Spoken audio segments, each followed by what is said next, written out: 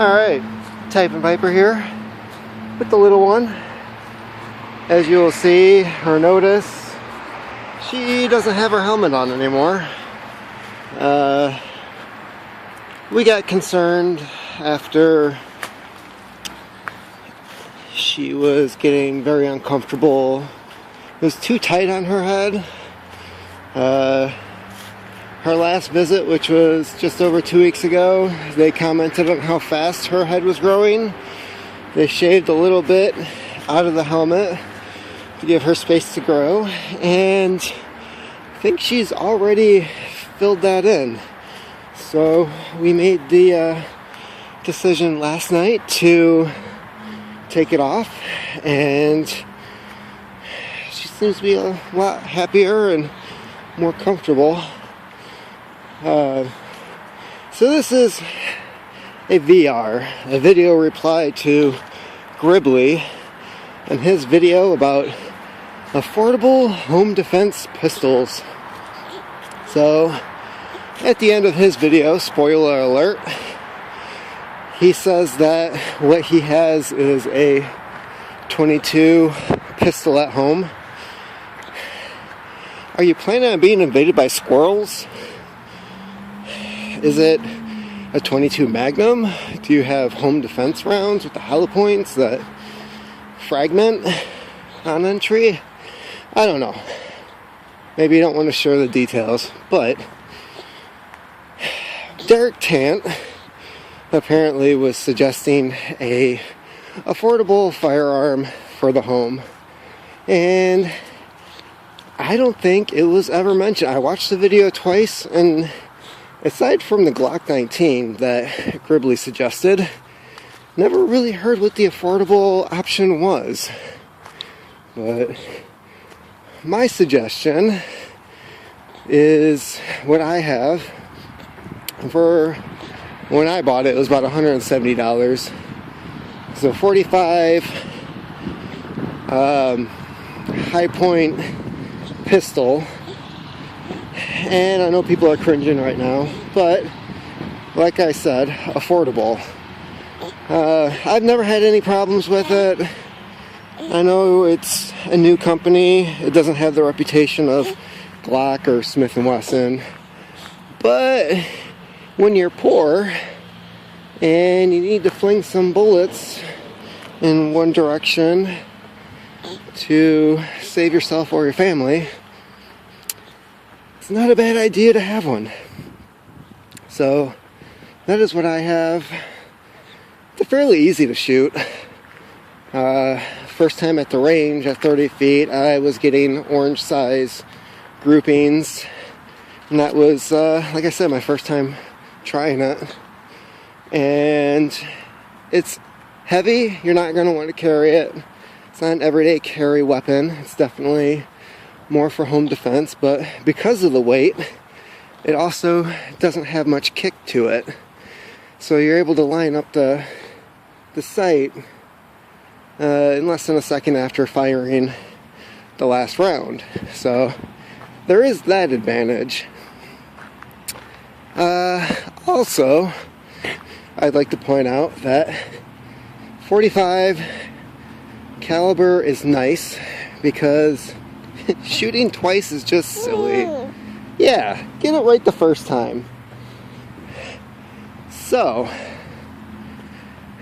that is my response to home defense, firearms in general. And I know Gribley was also making the argument of, you should decide as to whether or not you even want to defend your home. That maybe your option is to just let them take what they want. But I mean, when you don't make the choice, aren't you letting the invader make the choice for you? And if they're already breaking into your house, do you want to trust them? That is what you're doing, isn't it? You're just putting the responsibility on somebody else as to what happens to your own fate. I'm not too comfortable with that.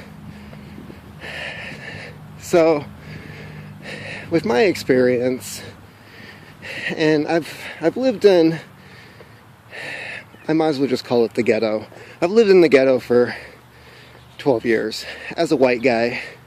So I think I now have that status of like the white guy who's in a black gang. Like, I'm still there. Therefore, you know I've gone through some shit, and I'm the one that you probably should fear the most, because homie don't play that. And as that guy, the first year I lived in my neighborhood, it was one of the worst years for fatal shootings in Kalamazoo. I believe it was 2004, 2005, somewhere around there. The first shooting that happened was one street over on Vine Street. It was a kid's 16th birthday party, and some guys from school that he knew decided to show up and shoot him in the back of the head at the picnic table. Killed him instantly. The second shooting happened in front of my house, where a girl was walking down the street with two of her friends, and about a half block away, on the corner next to my house, a guy saw a car driving by, recognized the guys as being from another neighborhood, took out his gun, shot at the car. Didn't hit the car, but hit the girl who was walking down the street. Bullet hit her in the back. She fell. Her friends carried her to a house where they called EMS, and she was taken to the hospital. And when that happened, I was in the backyard with some neighbors, enjoying a few drinks, having a nice little fire in the outdoor fireplace, and all of a sudden we heard gunshots, and Craig and I ran to the front of the house and saw the girl being carried to another house, and everyone else was gone. So that's just a couple of my experiences. I've also had a dice game go south in the alley behind my house, where somebody got pissed off because they lost all their money. You know, when you gamble, you should probably plan for that. You know, you're not always going to be a winner. The odds are always in the favor of the house, regardless of whether it's a casino or some guy in the backyard with some dice. But he got pissed off, came back, said he wanted his money back, took out a .22 and shot at the guy. Of course, he didn't hit him, but that was fun to wake up to. So, in my opinion, home defense, definitely want to have it, because it seems like everyone else has a gun except for you. And I'm not willing to let those people make the decision of whether or not I live or die. You know, oh, do we keep the witnesses alive and let them prosecute later when we get busted doing something else stupid? Probably not. And I don't really want to leave that choice to somebody else. The other thing for me is that right now I'm in between two houses, because me and my fiance both own separate houses, and I've been primarily staying at her house because of the little one. So my choice of firearms are actually spread between the two houses. Trigger locks, locked up, hidden, the whole nine when it comes to gun safety. So even if the house I'm not at during the day gets broken into, they're gonna have fun if they try to steal the rifles, because the bolts have been removed. Those are in a separate location. There's a trigger lock. So even if they decide to steal them for shits and giggles, good luck trying to sell them or use them, because people are just going to laugh when you show up with a barrel and a piece of wood. They're absolutely useless in that case. So that is my gist on home defense. I don't really have an issue with defending myself. I've been in situations where I've had to actually pull a gun on some people before and not use it.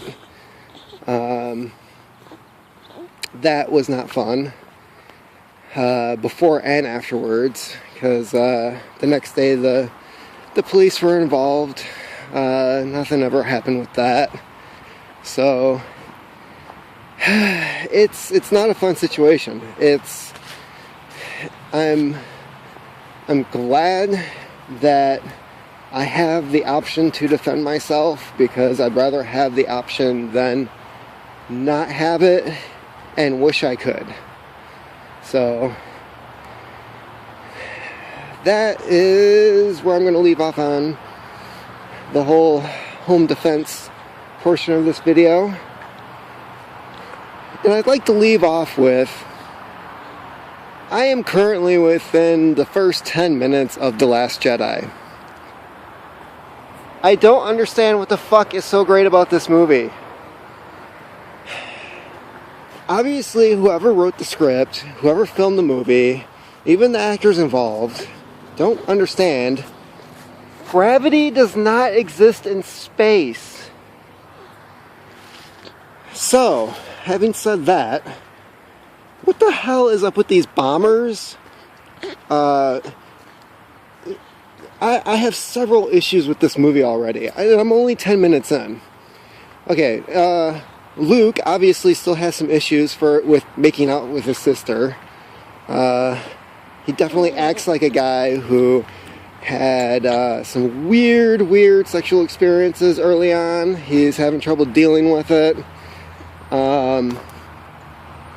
He seems more concerned about Han than he does about Leia needing him. So, maybe there's some other issues there. But yeah, that opening scene just really killed the movie for me already. You have these bombers that they're acting like it's a World War II film. Okay, in space, it doesn't matter how heavy something is. It doesn't matter how big they are. Everything can travel at the same speed, okay? You're not going to have the fast fighter jets and the slow bombers. Second of all, unless those bombs are propelled by something, they're not going to fly down towards the target, okay? There's nothing pulling them. There's no gravity.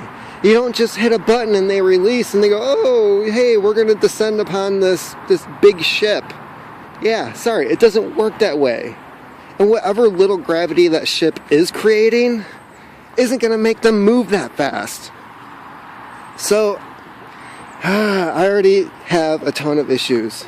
And and as for the Asian girl who was in the one bomber that was left that made it, and she falls in a ship that is floating in space, and then she kicks the ladder to make the remote for the bombs fall towards her.